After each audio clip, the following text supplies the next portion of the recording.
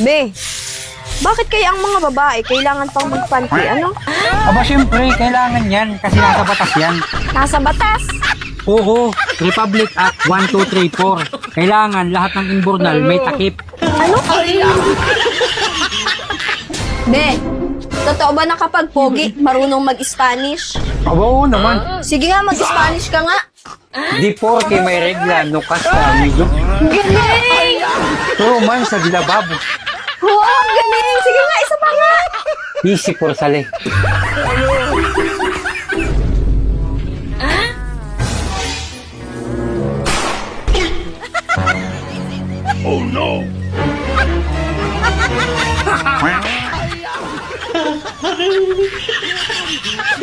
Be, gising! Be, ano nangyayari sa'yo? Be, gising! Be, gising! Yakap! Sira ulo ka ba? Di ba sabi ko sa'yo, huwag ka nang tatawag sa akin? May asawa na ako. Pamilyado na akong tao. Kaya nga yan. Sino ba to? Hello? Ba't ba tawag ka ng tawag sa asawa ko, ha? Sawa ka na ba sa buhay mo? Alam mo, pag nakita kita, ha-uppercutin ko yung alam mo. Huwag ka nang tumawag sa asawa ko, ha? Oh, sino ba kasi yan? Ex mo? Si Mama, si Mama. Ba't pa kasi nakihingian? Hindi naman ko kinakausap. Be, may nag-text sa'yo. Sino? Ron! Ron nakalagay doon sa cellphone mo eh. Ah, si Ron yun. Yung kasama ko sa bungan. Bakit ayaw sabi? Hindi daw kayo matutuloy kasi wala siya sa kondisyon ngayon. Ah, baka yung manok. Wala sa kondisyon. Isasabong sana kasi namin yun ngayon. Sigurado ka bang sa manok yun? Oo, sayang. Sabong na sabong pa naman sana ako ngayon.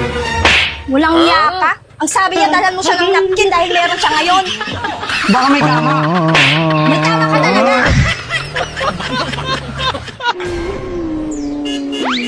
Be, sakit ng ulo ko. Lutin mo nga. Alam mo, be, may kilala akong ganyan. Masakit din yung ulo niya.